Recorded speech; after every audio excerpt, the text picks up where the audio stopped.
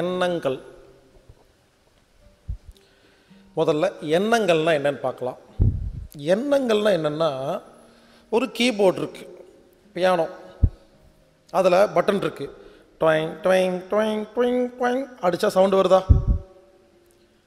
மனதுங்கிறது piano மாதிரிங்க, எண்ணங்கிறது பியானோவில் வர sound மாதிரி. இப்போது பியானோவில் ஒரு பட்டன் அமுத்தினா ட்வைன்னு சவுண்டு வருதா? அதுதான் ட்வைங் எண்ணம். இப்போ ஒரு கேள்வி கேட்குறேன். ஒரு பியானோவை அமுத்தாச்சு, சவுண்டு டொயின்னு வந்துருச்சு. எல்லோரும் யோசிங்க. வந்த சவுண்டை உடனே நிறுத்தணும், சீக்கிரமாக நிறுத்தணும். என்ன பண்ணனா சவுண்டை சீக்கிரமாக நிறுத்த முடியும்? எல்லோரும் யோசிங்க, சொல்ல வேண்டாம். யோசிச்சாச்சா? நான் சொல்லிட்டா? ஒன்றுமே பண்ணாமல் சும்மா இருந்தால் அதுவாக நின்று போயிடும். ஏதாவது பண்ணுறதுக்கு ஆக்ஷன் இறங்கினீங்கன்னா அது முட்டாள்தனம். இதான் உண்மை. இங்கே பாருங்கள், சவுண்டு வருது, ட்ரைன். என்ன பண்ண முடியும்? அது ட்ரைன், அதுவே போயிடுது. உங்களுக்கு என்ன? ஸோ புரிஞ்சுக்குங்க, மனதில் வரும் எண்ணங்கிறது ஒரு ட்ரைன். ஒன்றுமே பண்ணாமல் சும்மா இருந்தால் கோபம், டென்ஷன், பயம், அடுத்த வேலையை பார்க்க போயிடலாம். நம்ம என்ன பண்ணுறோம்? அந்த கோபம் போகுது இல்லையா, அதை பிடிச்சி ஏய் என்ன பார்த்துட்டா நீ எப்படா கோபப்படுத்தலாம் இழுத்தோன்னு அது வாட்டுக்கு வந்துருச்சு. 15 வருஷம், 5 வருஷம், 2 நாள், 3 நாள் அது பேசாமல் போகுதுங்க. நம்ம தாங்க பிடிச்சிருக்கிறோம். புரிஞ்சுக்குங்க, மனதில் தோன்றும் எண்ணங்களுக்கு கோபம், டென்ஷன், பயம், கவலை எல்லாம் இருக்கு இல்லையா, அதுக்கு மரியாதை அரை வினாடி. நம்ம கண்டுக்காமல் இருந்தால் அது போயிடும், அடுத்த வேலையை பார்த்துடலாம். அதை கண்டுக்கிட்டு பிடிச்சி இழுத்தோம்னா அது நமக்கு 5 நாள், 1 நாள், 5 நாள், 10 வருஷம் சொல்லி நம்ம இழுக்கிறத பொறுத்து நம்ம வாழ்க்கையில் நிறையா சிக்கல், கஷ்டம், நஷ்டத்தை உருவாக்குது. அதனால் இனிமேல் யாருக்காவது மனதில் டென்ஷன், கோபம், பயம் வந்தால் டொயின்னு விட்டுட்டு போயிருங்க. ஏங்க, மனசுங்கிறது ரோடு மாதிரிங்க. ரோட்டுக்கு போங்க, கை கட்டி உட்காந்துக்குங்க ரோட்டு ஓரமாக. எல்லோரும் போயிட்டு வந்துருப்பாங்க. இங்கே பேசாமல் உட்காந்து கை கட்டி வேடிக்கை பாருங்கள். எல்லோரும் போயிட்டு வந்துருப்பாங்க. ஒரு வேளை ஒருத்தரை பார்த்து ஹலோ இங்கே வாங்க, இந்த பக்கம் எதுக்கு போகிறீங்கன்னு கேட்டு பாருங்கள். தெரியாத ஆளாக இருந்தால் யோ அறிவில்லை, நான் எங்கே போனேன் உனக்கு என்ன அப்படி திட்டிட்டு போவான். தெரிஞ்ச ஆளாக இருந்தால் மச்சான் இங்கே உட்காந்துருக்க அப்படின்னு மொக்க போட்டு போவாங்க. அப்போது நல்லதோ கெட்டதோ நம்ம கூப்பிட்டா வருது இல்லையா? அந்த மாதிரி மனது என்பது ரோடு மாதிரி. அதில் கண்டதெல்லாம் போயிட்டுருக்கோம். லாரி பஸ்ஸு, ட்ரெயின் பஸ் எல்லாம் போயிட்டுருக்கோம். பேசாமல் உட்காந்து வேடிக்கை பார்க்குற வரைக்கும் சௌக்கியமாக சந்தோஷமாக இருக்கலாம். யாரை கூப்பிட்றோமோ அவங்க தான் நம்ம வாழ்க்கையில் நல்லதோ கெட்டதோ உருவாக்கி கொடுக்குறாங்க. சரிங்களா? அதனால் சிம்பிளாக சொல்கிறேங்க, மனதில் தோன்றும் எண்ணங்களை எடுக்கணும்னு அவசியம் இல்லை. மனதில் தோன்றும் எண்ணங்களை பேசாமல் அது வாட்டுக்கு போட்டோம். நீங்கள் பேசாமல் உட்காந்துருங்க, அது வாட்டுக்கு போயிட்டுருக்கோம். நமக்கு என்ன வேணுமோ அதை மட்டும் எடுங்க, எது வேண்டாமோ எடுக்காதீங்க. அவ்வளோதாங்க. இதுதான் மனதை நிம்மதியாக வச்சுக்கிறதுக்கான அற்புதமான ஒரு ஐடியா. ஓகேங்களா? இனிமேல் ஃபாலோ பண்ணுங்க. எல்லாரும் என்ன சொல்லுவீங்க? ஹலோ தம்பி, எங்களுக்கும் தெரியும் எடுக்காமல் இருந்தால் நல்லா தான் இருப்போம்னு, ஆனால் முடியல, முடிஞ்சா நாங்கள் எடுக்காமல் இருக்கோம் அப்படின்னு நினைக்கிறீங்களா இல்லையா? நான் ஒத்துக்க மாட்டேன். நீங்கள் எல்லாரும் பொய் சொல்கிறீங்க. நீங்கள் நினச்சா எடுக்காமல் இருக்க முடியும். நிரூபிக்கிட்டா? ஒரு ரோட்டில் காரில் போகிறீங்க, ஒரு நாள் ஆஃபீஸ்க்கு அர்ஜென்ட்டாக போகிறீங்க, 10 மணிக்கு ஆஃபீஸ், 9:55 ஆச்சு, போயாகணும். ஒரு சின்ன ரோடு, குறுக்க ஒரு ஜீப் நிற்குது. நீங்கள் ஆர்ன் அடிக்கிறீங்க, பேம் பேம் பேம், எப்பா ஜீப் ஓரத்தில் எடுத்துப்பா, ஆஃபீஸ் டைம் ஆச்சுப்பா அப்படிங்கிறீங்க. உள்ளிருந்து முறுக்கு மிஸ்ர ஒரு போலீஸ்கார், இருப்பா இது மினிஸ்டர் வீடுப்பா, மினிஸ்டர் வந்துட்டு இருக்காரு, அரை மணி நேரம் வெயிட் பண்ணு. என்ன பண்ணுவீங்க? மனதில் எண்ணம் வருதில்ல, யோ நீ போலீஸாக இருந்தா எனக்கு என்ன, அந்த ஆள் மினிஸ்டராக இருந்தா எனக்கு என்ன, ஏன் ஆஃபீஸ் டைம்ல ஓரத்தில் நில்லையா அப்படின்னு மனதில் எண்ணம் வருது இல்லையா? ஆனால் வாய் என்ன சொல்லுது? சரிங்க சார். ஏன் நடிக்கிற? மனதில் தோன்றும் எண்ணங்களை எடுக்காமல் இருக்க முடியலன்னு போய் சொன்னீங்களா இல்லையா? இப்போ மாற்றி பேசுறீங்களா இல்லையா? அடுத்த நாள் அதே தெருவில் காரில் போகிறீங்க. ஒரு பையன் காரில் நின்றுருக்கிறான், குறுக்க ஓட்ட தெரியாமல். ஓரத்தில் பாருப்பா. அந்த சின்ன பையன் வெளியே வந்து, அங்கிள் எனக்கு ஓட்ட தெரியாது, அரை மணி நேரம் நில்லுங்க. என்ன பண்ணுவீங்க? இறங்கி போய் ராஸ்கல் போட ஓரத்தில் இடியட். திட்டுவீங்களா திட்ட மாட்டீங்களா? ஏன்? இழிச்சு வாய் பையன், நேற்று போலீஸ். ஏங்க என்னங்க சொல்றது புரியுதா இல்லையா? அப்போ நமக்கு முன்னால வீரியமா ஒருத்தர் இருந்தா எண்ணத்தை எடுக்க மாட்டோமாமா, இழிச்சு வாங்கிட்டு இருந்தா எடுத்துருவோமாமா. இப்ப சொல்லுங்க, எண்ணங்கள் நம்ம கையில் இருக்கா இல்ல அதுவா எடுத்துட்டு போகுதா? அதை விடுங்க. 100 மாடி பில்டிங் மேல போறீங்க, கீழே குனிஞ்சு பாக்குறீங்க, ஒரு எண்ணம் வந்துருச்சு, அப்படியே குப்புற விழுந்து செத்து போனா எப்படி இருக்கும்? ஹலோ, செத்து போவீங்களா இல்ல பேசாம திரும்பி வருவீங்களா? திரும்பி வரும் தானே. அப்ப அதுக்கு என்ன மரியாதை கொடுக்குறோம்? வந்துச்சு விட்டுட்டு அடுத்த வேலையை பார்க்குறோமா இல்லையா? இப்ப சொல்லுங்க, மனதில் தோன்றும் எண்ணங்களை எல்லாருமே எடுக்கிறோமா இல்ல நம்ம பார்த்து எடுக்கிறோமா? அதை விடுங்க. வீட்டுக்கு ஒரு மினிஸ்டர் வராரு, பெரிய மினிஸ்டர். ஒரு கண்ணாடி டம்ளர்ல காஃபி கொடுக்குறீங்க. அந்த கண்ணாடி டம்ளர் லண்டன்ல வாங்கினது, காஸ்ட்லியான உங்க பாரம்பரிய சொத்துன்னு வச்சுக்கீங்களேன். அதுல காஃபி கொடுக்குறீங்க. அந்த கண்ணாடி டம்ளரை மினிஸ்டர் உடச்சிட்டார் கீழே போட்டு. மனதில் எப்படி என்ன வரும்?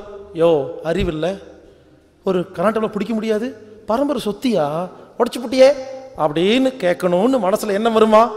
ஆனா வாய் என்ன சொல்லும்? பரவாயில்ல சார், பரவாயில்ல பரவாயில்ல, போனா போது கண்ணாடி டம்ளர் தானே. ஏன் நடிக்கிற?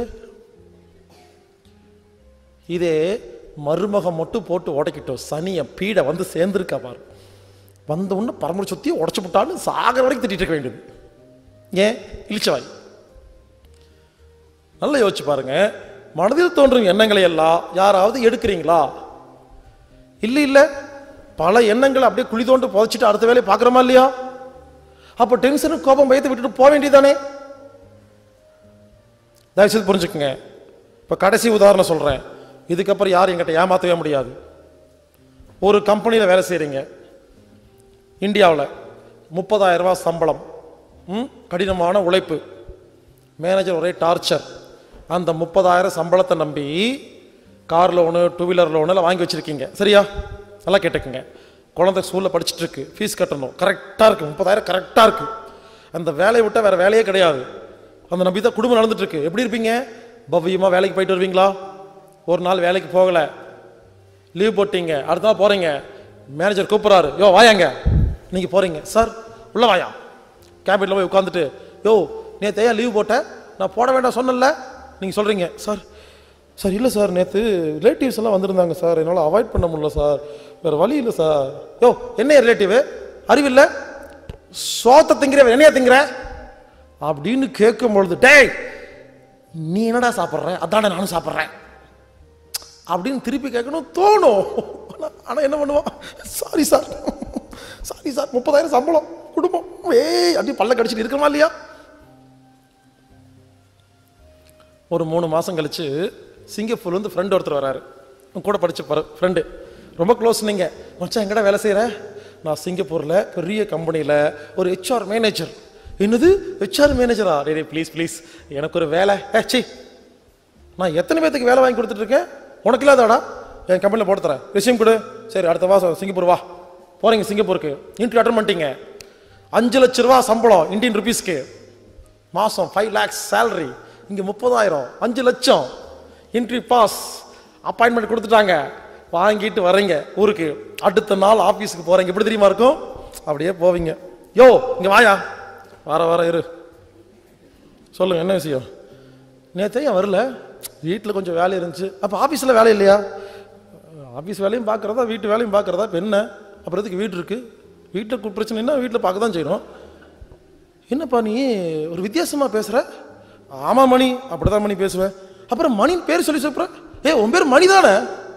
அப்புறம் பேர் மணி தானே? அப்படி தானே கூப்பிடுவாங்க. என்ன எகத்தாலும் என்ன நக்கல், ஏன் அடி சாம்பார் அப்பாயின்மெண்ட் ஆர்டர்.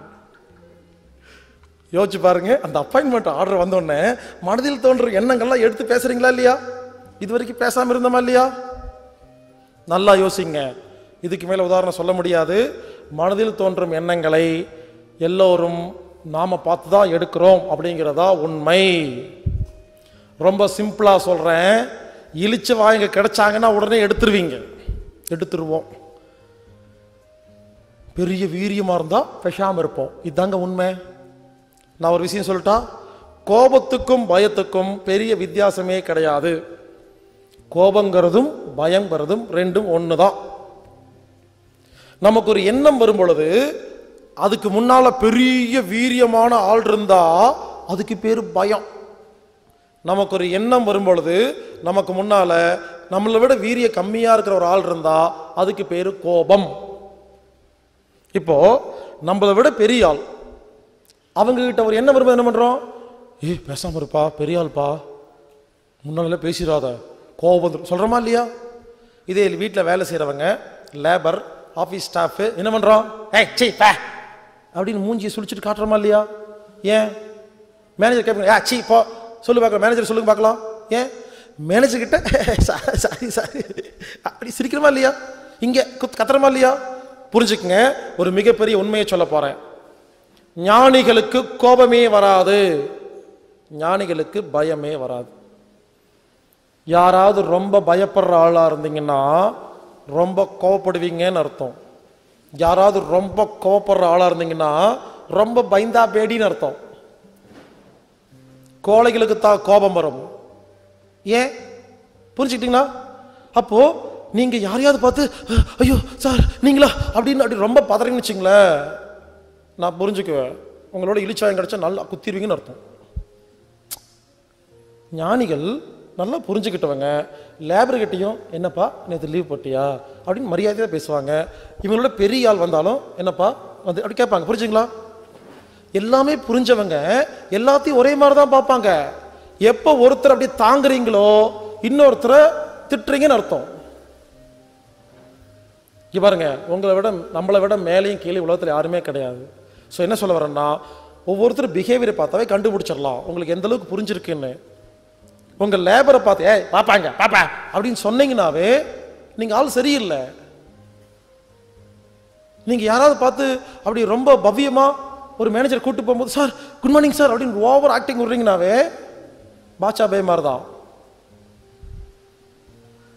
பாட்சா படத்தில் அப்படிதான், பாட்சா உங்களோட பர்த்டே நான் கொண்டாடு பாட்சாவோட நம்பாத தெரியும் அப்படின்னு ஓவர் ஆக்டிங் விடுறாங்கன்னாவே ஆப்பைக்கு போறாங்கன்னு அர்த்தம். புரிஞ்சுக்குங்க, ரொம்ப சிம்பிளா சொல்றேன், கோபமும் பயமும் ஒண்ணுதான். இனிமேல் மனதில் தோன்றும் எண்ணங்களை தில் இருக்கா தைரியமா எல்லாத்தையும் எடுத்து அப்ளை பண்ணுங்க, இல்லையா பேசாம இருங்க. உங்க மருமக ஒரு கண்ணாடி உடைச்சோன்ன நீங்க திட்டாம இருக்கணுங்க, அதாங்க உண்மையான நல்லது, அதான் வீரம். மினிஸ்டர் உடைக்கும் பொழுது என்னங்க மினிஸ்டர் உடைச்சு போட்டீங்க அப்படின்னு திட்டணும், அங்கதான் வீரம் இருக்கு. புரிஞ்சுங்களா? இங்க திட்டி அங்க வலிஞ்சிங்கன்னா அது வீரம் இல்லை. இங்க விட்டு கொடுக்கணும், அங்க பிடிக்கணும். புரிஞ்சுக்குங்க, என்னை பொறுத்த வரைக்கும் யாரா இருந்தாலும் சரி, அது முதலமைச்சராக இருந்தாலும் சரி, டிஎஸ்பியா இருந்தாலும் சரி, யாரா இருந்தாலும் சரிங்க, ஒரு லேபர்கிட்டையும் பிச்சைக்காரர்கிட்டையும் முதலமைச்சர்கிட்டையும் நம்ம ஒரே மாதிரி தான் பேசுவோம். வந்தால் வாங்க, அவ்வளோதான். பெருசாக ஆட்டிக்கிறது அலட்டிக்கலாம் கிடையாது. புரிஞ்சுக்குங்க, நிறைய புரிய எல்லாரும் ஒரே மாதிரி தான் தெரியவாங்க. எதுக்கு சொல்ல வரேன்னா, எண்ணங்கள் எல்லாமே எடுக்க ஆரம்பிச்சிங்கன்னா உங்களுக்கு கோபமே வராது, பயமும் வராது, அவ்வளோதாங்க. இப்ப இருந்து பயிற்சி பண்ணுங்க. மனதில் தோன்றும் எண்ணங்களை புரிஞ்சுக்குங்க, எடுக்கணும்னு அவசியம் கிடையாது. அதனால இனிமேல் மனதில் எண்ணம் தோன்றுச்சுன்னா சிம்பிளா சொல்லட்டுங்களா, அந்த பியானோ நினைச்சு பாருங்க, ரோடு நினைச்சு பாருங்க, அந்த ஆபீஸ் மேனேஜர் நினைச்சு பாருங்க, 100 மாடி பில்டிங் நினைச்சு பாருங்க. நினைச்சு பார்த்துட்டு எடுக்கலாமா வேண்டாமான்னு யோசிங்க. வேண்டாமா விட்டுருங்க, அது ஒரு செகண்ட்ல காணாம போயிடும். அடுத்த வேலை நீங்க பார்க்க போறோம். இதுக்கு பேர் தான் பிரவாகம். இதற்கு பெயர் தான் பிரவாகமான வாழ்க்கை. இங்க பாருங்க, மனதில் தோன்றும் எண்ணங்கள் அப்படிங்கிறது டிபார்ட்மெண்டல் ஸ்டோர் மாதிரி. ஒரு டிபார்ட்மெண்டல் ஸ்டோருக்கு போறீங்க, அங்க ஊறுகாய், எண்ணெய், தேங்காய், பிராந்தி, விஸ்கி, கஞ்சா எல்லாம் வச்சிருக்காங்கன்னு வச்சுக்கோங்களேன். நீங்க என்ன பண்ணுவீங்க? எல்லாத்தையும் எடுத்து போட்டுக்குவீங்களா? அப்படியே ட்ராலி எடுத்துட்டு போயிட்டு வரீங்க. அப்படியே எது வேணுமோ எடுக்கிறீங்க, எது வேண்டாமோ எடுக்கலையா? அதே மாதிரி இனிமேல் மனதில் தோன்றும் எண்ணங்களை வேண்டாம் மட்டும் எடுங்க. வேண்டாட்டி வந்த எண்ணங்களுக்கெல்லாம் மரியாதை கொடுக்கணும்னு முதல்ல அவசியம் கிடையாது. அதுக்கு ஒரு ஐடியா சொல்றேன். இனிமேல் மனதில் டென்ஷன், கோபம், பயம் வந்துச்சுன்னு வச்சுக்கோங்களேன், ஒரு 5 நிமிஷம் பொறுமையா இருங்க. எடுக்கலாமா வேண்டாமான்னு 5 நிமிஷத்துல உங்களுக்கு புரிஞ்சு போயிடும் எடுக்கலாமா வேண்டாமான்னு. உடனே எடுத்து ஆப்ரேட் பண்ணாதீங்க. பல பேர் எண்ணங்கள் வந்த உடனே எடுக்கிறது தாங்க வாழ்க்கையில மிகப்பெரிய கஷ்டத்தை ஏற்படுத்திடுது. ஒரு செகண்ட் என்னடா அடிச்சிருவோம். ஒரு 5 நிமிஷம் யோசிச்சு அடிக்கலாமா வேண்டாமா யோசிச்சு அடிக்க வேண்டியதானே. 5 நிமிஷம் யோசிச்சிங்கன்னா அடிக்கணும்னு நினைச்சா அடிச்சிருவீங்க, இல்லைன்னா விட்டுருவீங்க. பட் ஒரே செகண்ட்ல முடிவெடுக்கும் பொழுது தப்பான ஒரு ஆக்ஷன் எடுத்துடுறோம். புரிஞ்சுங்களா? இதைத்தான் பல ஞானிகள் சொல்லியிருக்கிறாங்க. காதலன் படத்துல பிரபுதேவாவுக்கு அவங்க அப்பா சொல்லி கொடுப்பாரு, காதலோ கோபமோ டென்ஷனோ பயமோ 5 நிமிஷம் நீ ஒத்தி போடுறா, நீ உருப்பட்டு சொல்லி கொடுத்துருப்பாரு. அதுக்கப்புறம் நக்மாவை லவ் பண்ண போகும்போது அவன் ஐ லவ் யூ சொன்னதுக்கப்புறம் கூட இருன்னு சொல்லிட்டு 5 நிமிஷம் பேசாம இருப்பான், அப்புறம் தான் கட்டி பிடிப்பான். அதாவது பல பேர் தற்கொலை பண்ற காரணம் என்ன? ஒரு செகண்ட் எடுத்த முடிவுங்க. 5 நிமிஷம் யோசிச்சிருந்தாங்கன்னா, எனக்கு நிறைய பேர் கூப்பிடுவாங்க, சார் எனக்கு தற்கொலை பண்ணிக்கலான்னு தோணுதுன்னு. நான் உடனே சொல்லுவேன், ப்ளீஸ் தயவுசெய்து பண்ணாதீங்க, எனக்கு நிறைய பேர்த்து கொலை பண்ணணும்னு ஆசையா இருக்கு, நீங்க வாங்க லிஸ்ட் கொடுக்குறேன், போட்டு தள்ளிட்டு செத்து போயிருங்க. அதுக்கு பேசாம இருப்பாங்க, பண்ணிக்க மாட்டாங்க. புரிஞ்சுக்கங்க, அந்த ஒரு செகண்ட் எடுக்கிற முடிவு இருக்கு இல்லையா, ஒரு 5 நிமிஷம் யோசிச்சா தற்கொலை பண்ணிக்கலாமா வேண்டாமா தோணுமா? சில பேர் அவசரப்பட்டு கத்தி எடுத்து குத்திடுவாங்க, தம்பிய செத்து போயிடுவான். ஐயோ பங்காளி அவசரப்பட்டு செத்து போயிட்டியாமாங்க, குத்துனது இவங்க தான். ஸோ தயவுசெய்து சொல்ற கேளுங்க, இனிமேல் மனதில் எண்ணம், கோபம், டென்ஷன், பயம் எல்லாம் வரும் பொழுது 5 நிமிஷம் வெயிட் பண்ணுங்க. 5 நிமிஷத்துக்கு அப்புறம் புத்தி வேலை செய்யும். எடுக்கலான்னா எடுங்க, வேண்டாம்னா வேண்டாம். இன்னொரு முக்கியமான விஷயம் சொல்றேன், மனதில் தோன்றும் எண்ணங்களை எடுக்கணும்னு அவசியமே இல்லைன்னு சொல்றேன் பார்த்தீங்களா, அது இன்னும் உங்களுக்கு புரிஞ்சிருக்காது. இப்ப சொல்ற உதாரணம் புரிஞ்சே ஆகணும். என்னுடைய குருநாதர் ஒருத்தர் திருவண்ணாமலையில் ஒரு வீடு எடுத்து தங்கியிருந்தார். ஒரு 65 வயசு தாத்தா. அவரை பார்க்க நான் போயிருந்தேங்க. நானும் அவர் மட்டும்தான் வீட்டில் இருக்கிறோம், வேற யாருமே இல்லை. அவர் வீட்டுக்கு முன்னால ஒரு பெரிய போர்டு போட்டிருப்பாரு, என்லைட்மென்ட், மூர்த்தி அடையணுமா என்கிட்ட வாங்கன்னு. ஒரு சாதாரண ஆள், பெரிய பந்தாலாம் சும்மா உட்காந்துருப்பாரு. ஒருத்த வந்தான், வெளிநாட்டுக்கார பையன், ஃபாரினர். அவனுக்கு ஒரு 20-25 வயசு தான் இருக்கும், ஆனால் ஹைட்டா வெயிட்டா நல்லா இருக்கிறான். வந்துட்டு என்கிட்ட கேட்டான், வாட் இஸ் என்லைட்மென்ட் அப்படின்னா. இங்கே பார், I don't know, go inside தாத்தா அப்படின்ட்டேன். அவன் உள்ளே போனான், என் தாத்தா உட்காந்துருந்தாரு. இவன் போய் என்லைட்மெண்ட் போர்டு போட்டிருக்குது என்ன அப்படின்னு கத்துக்கிற ஐடியாலாம் கிடையாது, கிண்டலாவே கேட்குறாங்க. இவர் தான் என்லைட்மெண்ட் ஆனவர் தானே. அமைதியாக உட்காந்து மனதில் தோன்றும் எண்ணங்களை கண்டுக்காம இருந்தா உனக்கு முக்தி அப்படிங்கிறாரு. அது எப்படி கண்டுக்காம இருக்க முடியும்? அப்படி இப்படி அகம் பிரம்மாஸ்மின்னா என்ன, தத்துவம் மசின்னா என்ன, அதுவா இதுவா, அவன் பாட்டு கேள்வி கேட்டுக்கிட்டே இருக்கிறான். எனக்கா கோபம் வருது, சொல்றதை கேட்கவே மாட்டேங்கிறான், கேள்வி மட்டும் கேட்டுக்கிட்டே இருக்கிறான். அதுவும் கிண்டலா கேட்கறான். ஒருத்தர் பார்க்கும்போது கத்துக்கிற ஐடியாவோட கேட்கிறாரா இல்லை கிண்டல் பண்றாராங்கிறத பார்த்தா தெரியுமா இல்லையா? எனக்கு பயங்கர கோபம் வருது, ஏன்னா நான் ஞானி கிடையாது. அப்படியே கோபம் உட்காந்துருக்கிற ராஸ்கல், உள்ள விட்டா என்ன கேள்வி கேட்டிருக்க நீ அப்படின்னு கிண்டல் பண்ணிட்டே இருக்கிறாங்க. இந்த தாத்தா என்லைட் ஆனவர், ஞானம் அடைஞ்சவர். அவர் பொறுமையாக உட்காந்து, அது எப்படிப்பா இது இப்படிப்பா, மனதில் தோன்றும் எண்ணங்களை கண்டுக்காம இருந்தா போதுப்பா, எல்லாமே ஞானிதாப்பான்னு ரொம்ப நேரமா பேசிட்டு இருக்கிறாரு. இவன் கிண்டல் பண்ணிட்டே இருக்கிறான். கடைசியா ஒரு கேள்வி கேட்டான் பாருங்க, எனக்கு ரத்தமெல்லாம் கொதிச்சு பயங்கரமான கோபம் வந்துருச்சு. என்ன தெரியுமா கேட்டான்? நீ ஞானி ஆயிட்டியான்னு கேட்டான். ஆர் யூ என்லைட்மெண்ட் அப்படின்னா. தாத்தா சொல்றாரு எஸ் அப்படின்னாரு.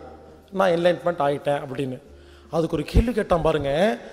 அந்த தாத்தாவை பார்த்து, இவனுக்கு 25 வயசு, தாத்தாக்கு 65 வயசு. கேட்குற கேள்வி என்ன தெரியுமா? தாத்தா பார்த்து கேட்குறான், நீ ரோட்ல போகும்போது ஒரு பொம்பளைய பார்த்தா உனக்கு ஒண்ணுமே தோணாதா அப்படின்ட்டான். எனக்கு ரத்தமெல்லாம் கொதிக்குது, என்னடா இந்த கேள்வி கேட்கறான்னு. அப்புறம் கேள்விக்கு பதில் என்ன சொல்லுவார்னு எனக்கு ஆசை வந்துருச்சு. இவர் மூஞ்சியவே பார்த்தேன். அவர் தெரியுமா சொன்னார், எனக்கு எல்லாமே தோணும் அப்படின்னாரு. எனக்கு ஷாக் ஆயிடுச்சு, என்னடா இப்படி பதில் சொல்கிறாருன்னு. அப்புறம் தான் ஒன்று சொன்னார், இங்கே பாரு, எனக்கு எல்லாமே தோணும், அதை அரை செகண்டில் விட்டுட்டு நான் அடுத்த வேலையை பார்த்துருவேன். நான் ஞானி, நீ அந்த எண்ணத்து பின்னாலேயே ஓடிடுவேன், நீ அஞ்ஞானின்னு சொன்னாருங்க. இதுக்கு மேலே என்னங்க உதாரணம் சொல்ல முடியும்? மனதுன்னு இருந்தா கண்டதெல்லாம் தோணத்தான் செய்யும், தோணாம எல்லாம் இருக்காது. புரிஞ்சுங்களா? தோணட்டும். நான் என்ன சொல்றேன், ஒரு எண்ணம் தோணுன்னு நமக்கு வேணுமா வேண்டாமான்னு பாருங்க, நல்லதா கெட்டதான்னு பாருங்க. வேணா மொட்டை எடுங்க, இல்லைன்னா விட்டுட்டு அடுத்த செகண்ட் அடுத்த வேலை பாருங்க, மறந்துருங்க. இதுதான் ஞானம். இப்ப இருந்து ஆரம்பிங்க. ஆச்சரியமா இருக்குங்க. புரிஞ்சுங்களா? நாம் என்ன நினைக்கிறோம், மனதில் ஒரு எண்ணம் வந்துட்டாவே அதை உடனே செயல்படுத்தணும்னு கட்டாயம் நினைச்சிட்டு அது பின்னால ஓடிட்டு இருக்கிறோம். அதுதாங்க வாழ்க்கையில் எல்லா சிக்கலுக்கு காரணம். அதனால எல்லாரும் நல்லா கவனிங்க. முதல் பாயிண்ட், எண்ணங்கள். எண்ணங்கள் என்பது கடலில் வரும் அலை மாதிரி வந்துகிட்டே தான் இருக்கும். அதை யார் நிறுத்தணும் முயற்சி பண்ணாதீங்க. வந்த எண்ணங்களை எடுக்காமல் இருங்கள். இதுதான் நான் எண்ணங்களுக்கு சொல்ற ஃபர்ஸ்ட் பாயிண்ட். மறுபடியும் ஞாபகப்படுத்துறேன். மனதில் தோன்றும் எண்ணங்கள் சூப்பர் மார்க்கெட்டில் இருக்கிற பொருள் மாதிரி எல்லாமே வரும், எல்லாமே இருக்கும். உங்களுக்கு எது வேணுமோ அதை மட்டும் எடுங்க, எது வேண்டாமோ விட்டுருங்க. அப்படி பண்ணி பார்த்தா எண்ணங்கள் நமது கட்டுப்பாட்டில் இருக்கும்.